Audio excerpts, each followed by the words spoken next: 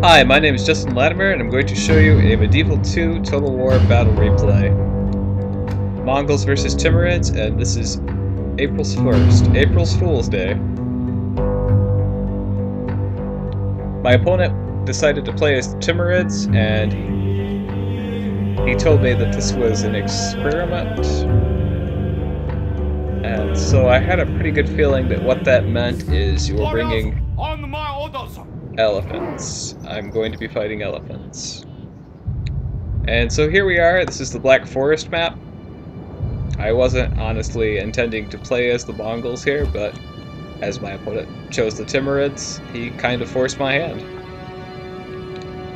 I believe I've talked about ethics and positioning before. I'm going to do so again.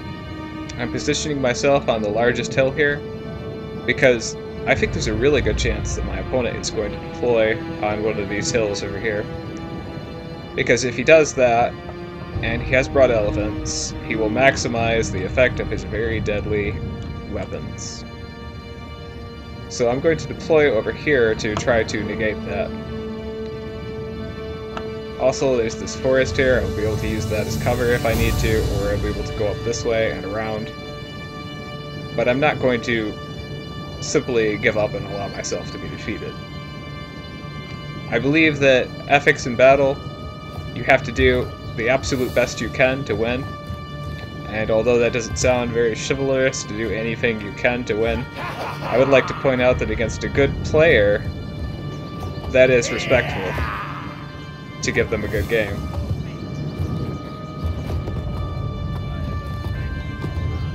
I really enjoy playing as the Mongols. They're quite a bit of fun.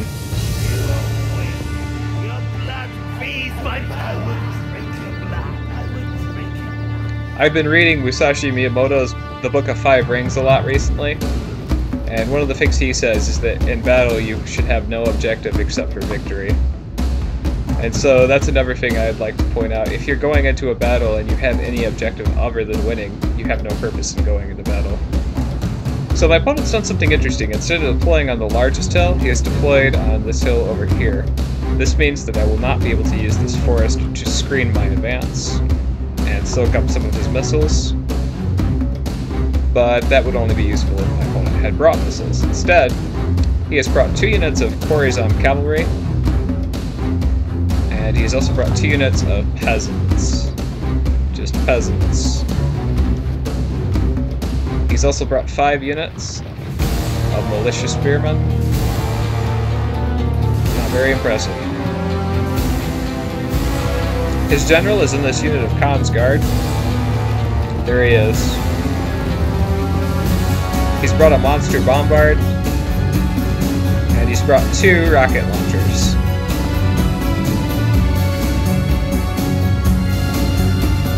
I've said before that I would like to play as the Mongols in campaign. I think it would also be a lot of fun to play as the Timurids in campaign. I really like their faction colors of black and red. Very cool combination. My opponent has of course brought elephants, but the elephants he had brought are the elephants with the arquebuses of the Howdah. I actually prefer those elephants. I think they're a lot more flexible than the artillery elephants.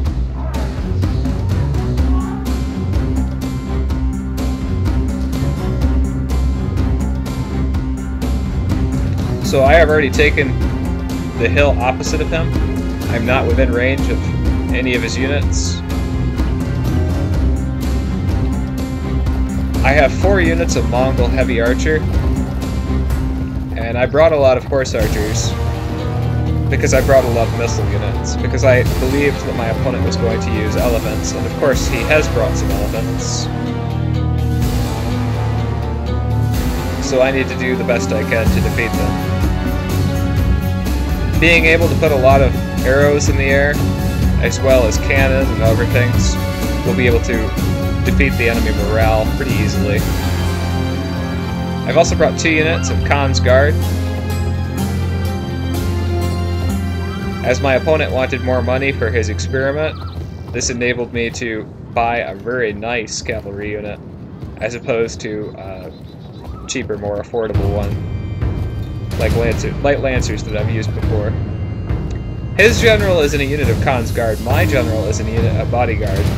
The difference being is that my general has 2 hit points in his unit, where the opponent only has 1. It's a larger unit. Mine will hold up a lot better.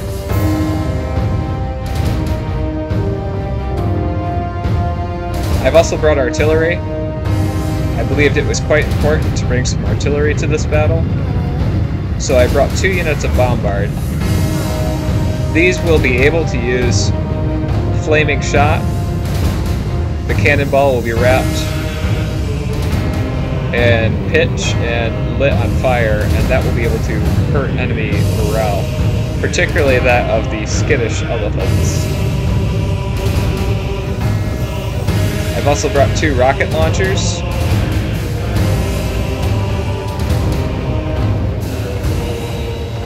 Rocket launchers being ideal for hurting the fragile morale of elephants. My infantry is composed of 4 units of heavy lancers, heavy dismounted lancers, and 4 units of Mongolian infantry, who are armed with bows and sabers. My opponent also was able to field dismounted heavy lancers, and he would also have been able to field dismounted light lancers, which are just a little bit worse than dismounted heavy lancers. And the reason why I say that is I want to point out he could have brought something a whole lot better than spear militia.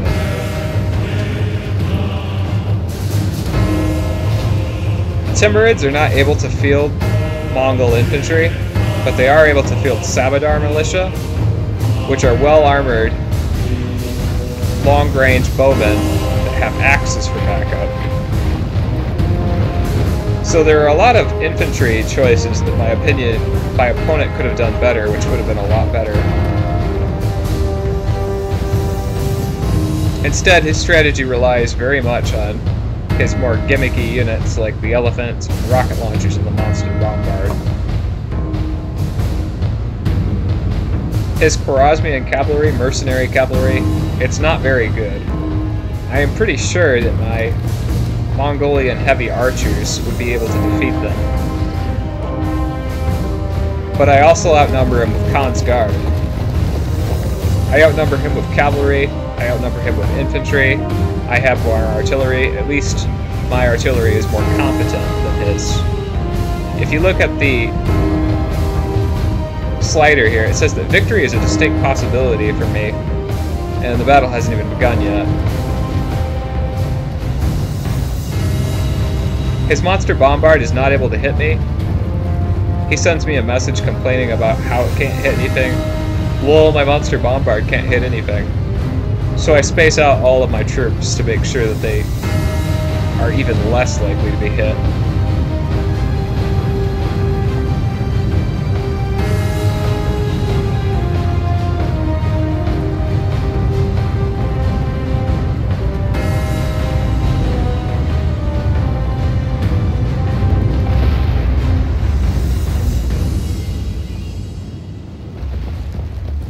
Very near miss on my Mongolian heavy archers, but it is a miss. It won't be long and my bombards will be within range of the enemy. I'll be able to use this nice little hill here to fire on the enemy.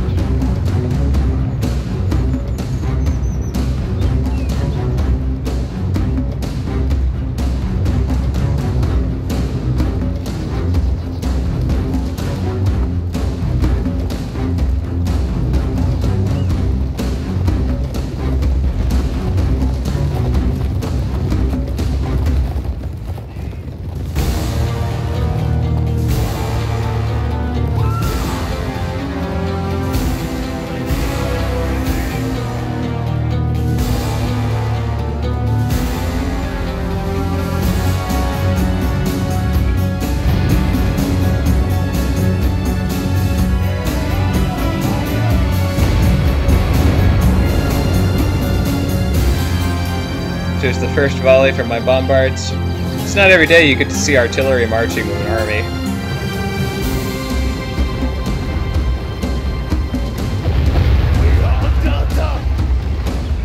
believe that was a hit from the monster bombard. Finally got some use out of it.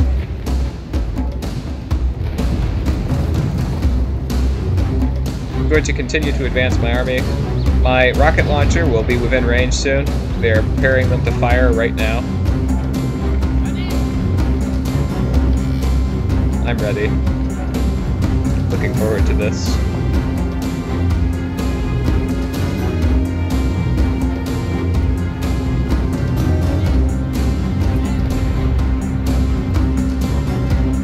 So now it's ready to open fire.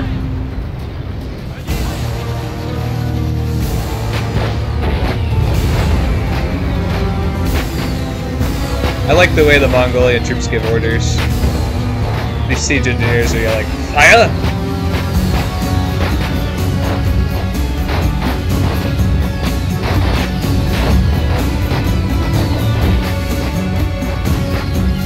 I'm within range of the enemy rocket launcher as well.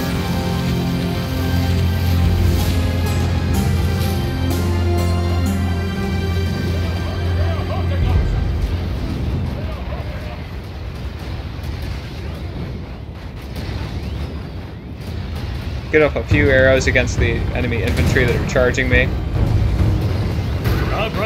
We are winning this battle. Soon our Unfortunately, my warlord was defeated by the enemy rocket barrage. I'm going to use fire arrows on the elephants to try to rout them.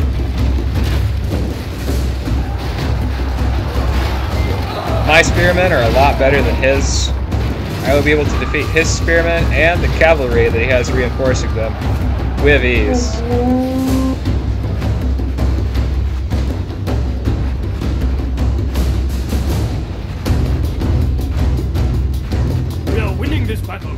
Soon our cowardly foe will flee like a whipped dog.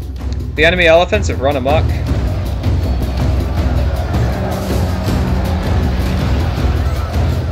So the two expensive units of elephants are no longer useful.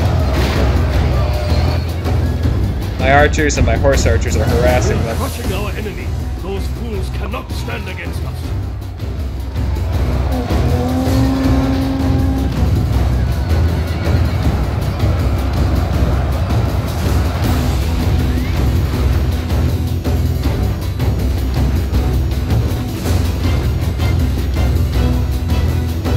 So I'm going to continue my assault on the enemy here. His infantry are broken.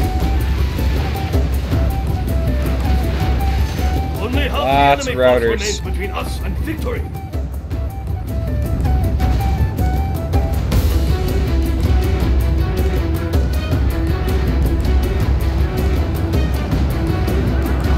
Some of my Khan's guard have gotten tied up in a fight with the spear militia.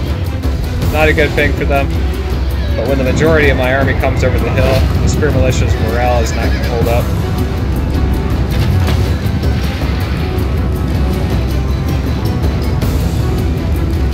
I've broken one of the monster bombards. My horse archers are now engaging the engineers.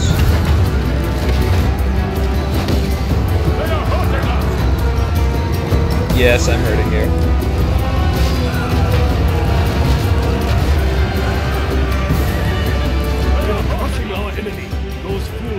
Stand against us. This unit of monster bombard, which is separated away, is just getting pelted with tons and tons of arrows.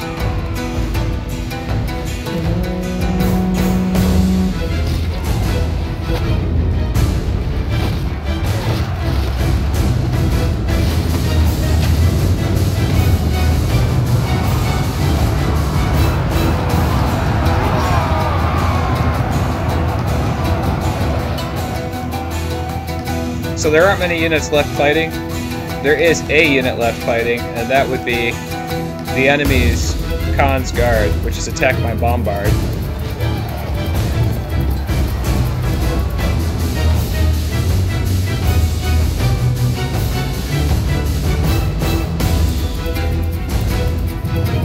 I'm going to send my horse archers to help out.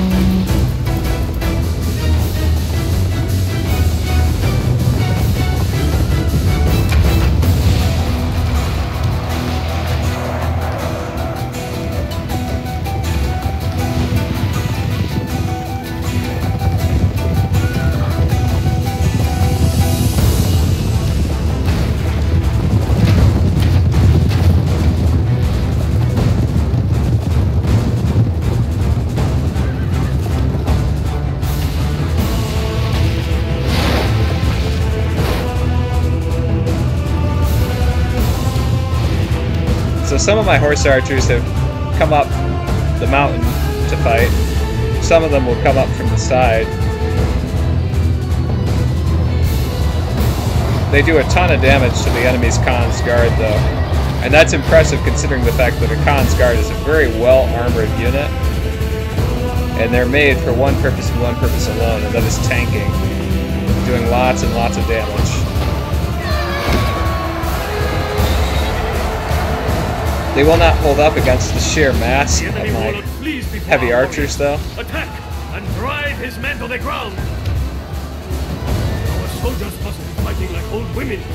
See how our foe hovers around victory like a bee around a blossom. Our foe doesn't hover over victory. My announcer got a little bit confused there. I really like when you tell a large group of Mongolian troops to fire at will. They yell, "Rain arrows!" It's fantastic. My archers have some phenomenal range too, able to hit that elephant from way out here.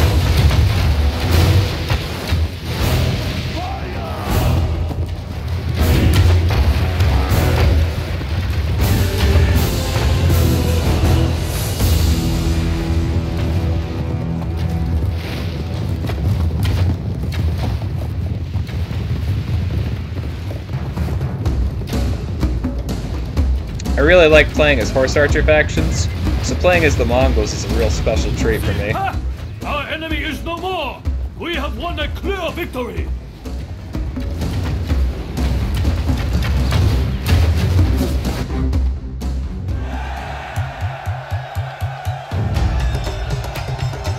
And so here we are with the statistics. I deployed 821 men, and my opponent deployed 770. I lost 288 men, he lost 741. Men remaining, I have 533 men remaining, he has 29. I killed 351 and captured 321. My opponent killed 298 of my men and captured 16. Casualties inflicted, my Khan's Guard took down 15 and 15. They captured 91. Mongol heavy archers killed 33, 76, and 39. Rocket launcher took down 24 men. The other rocket launcher took down 19. Dismounted heavy lancers 34 and 49. And the bombards didn't do a lot of damage with 7 and 8. Overall, my Mongol infantry didn't do a lot of damage either with 3, 7, 3, and 3. But they were brought to hurt the morale of the elephants and cause the skittish elephants to break and run, which is exactly what they did. So they served their purpose very well.